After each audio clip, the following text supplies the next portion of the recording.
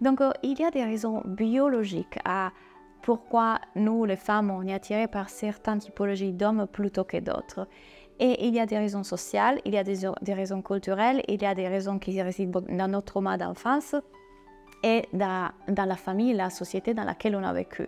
Donc tout ça va façonner la façon dont vous voyez le monde, va façonner ce que vous considérez attrayant, intéressant, sexy, etc. Par exemple, beaucoup de femmes recherchent des hommes qui ont des épaules larges. Pourquoi? Pas tout simplement parce que c'est beau visuellement, mais parce que biologiquement, si on regarde quand on était encore une fois dans des cavernes, une femme cherchait des hommes qui pouvaient la protéger. Les femmes cherchaient des hommes qui du coup étaient musclés et assez forts. Donc un homme avec des épaules assez présentes représente pour elle quelqu'un qui peut la protéger. Voilà pourquoi aujourd'hui on est attiré par cette typologie d'homme-là. De la même façon, s'il est grand, s'il est musclé, s'il est confiant, sont toutes des caractéristiques en fait qu'on voit et qu'on prend comme preuve que cet homme peut nous supporter et soutenir et nous protéger.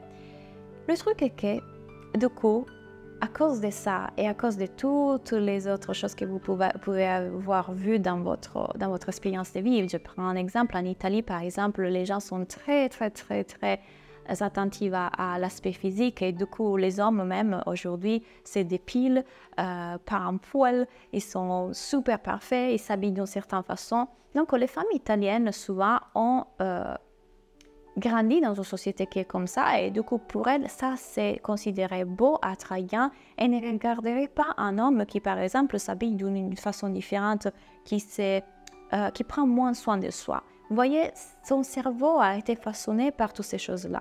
Et du coup, souvent, on est aussi attiré par des hommes qui sont, comment dire, des hommes qui forcément vont toucher notre trauma. Parce que ces hommes nous rappellent un trauma.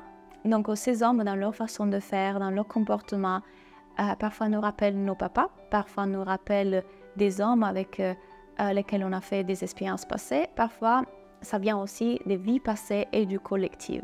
Considérez que dans les années, par exemple, de 800, les femmes n'avaient qu'à essayer d'être les plus belles possibles pour que les hommes les choisissent pour se marier. Et si un homme refusait la femme et qu'elle n'allait pas se marier, ce qui s'est passé, c'est que du coup, la femme allait à la rue et mourait. Les femmes ne pouvaient pas travailler, donc ils n'avaient pas la possibilité de survivre sans un homme. Leur but principal, c'était d'être accepté et choisi par un homme. Donc il y avait beaucoup de compétition entre femmes et beaucoup de cette peur de ne pas être choisie. Voilà pourquoi aujourd'hui encore il y a beaucoup de femmes qui portent cette blessure de rejet ou d'abandon, parce que c'est dans notre mémoire, c'est dans notre histoire.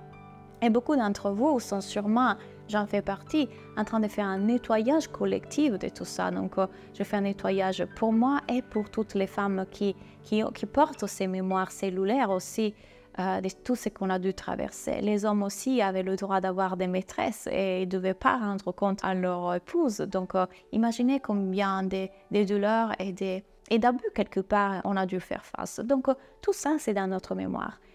Et puisque le cerveau ne connaît que ça, ne connaît que le trauma, ne connaît que ces émotions et cette addiction à la dopamine et cette anxiété, il recherchera constamment ça. C'est contre-intuitif, n'est-ce pas? C'est-à-dire, pourquoi je devrais continuer à aller vers la douleur et vers la souffrance alors que je peux choisir un homme avec qui être en paix?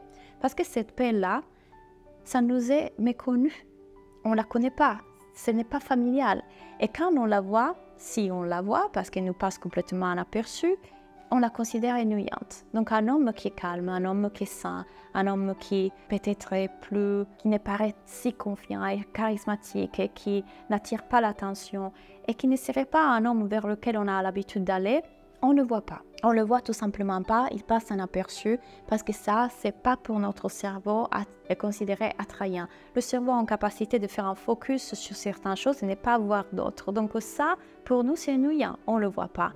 Mais on voit absolument le truc qui va nous générer le trauma, qui va nous générer l'adrénaline, la dopamine et toutes ces émotions qui sont très addictives en réalité pour le cerveau.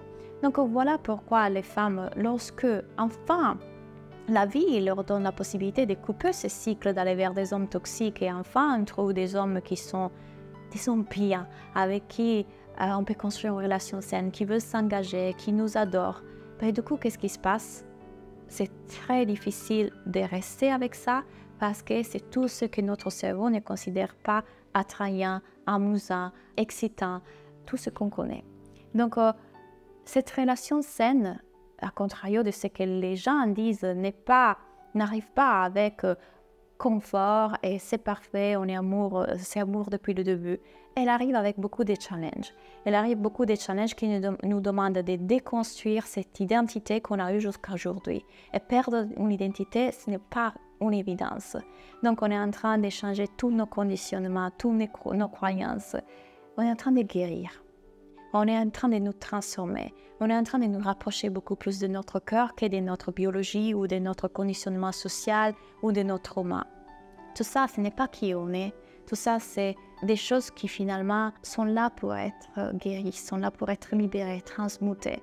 Et donc la vie, en nous mettant cet homme complètement différent sur notre chemin, nous offre l'opportunité de nous rapprocher beaucoup plus de la vraie nous. L'être véritable qu'on est derrière cette identité, l'être aimable, de compassion, d'amour, cette énergie d'amour qu'on a déjà, cet être qui, encore une fois, est libre des conditionnements, est libre des traumas et des blessures collectives, cet être qu'on est vraiment. C'est une opportunité.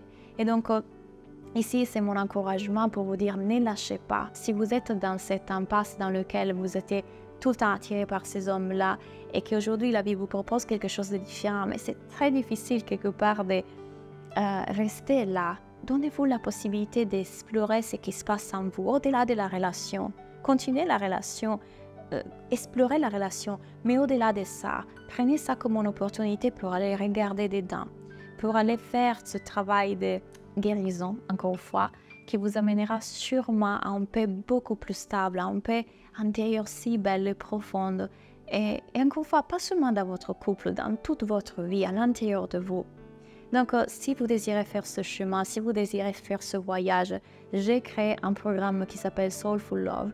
Et je l'ai créé justement pour, c'est pas que pour les femmes, encore une fois, mais c'est pour toutes les personnes qui désirent vraiment se libérer de tout ça qui les bloque d'avoir une vie de couple épanouie et de vraiment construire une famille et de vraiment vivre une vie heureuse dans laquelle il y a la liberté de toutes ces attentes et de tous ces traumas et de toutes ces choses qui finalement nous coupent de la beauté qui est déjà en face de nous. Et regardez ici en bas et je vous vois bientôt. Bye.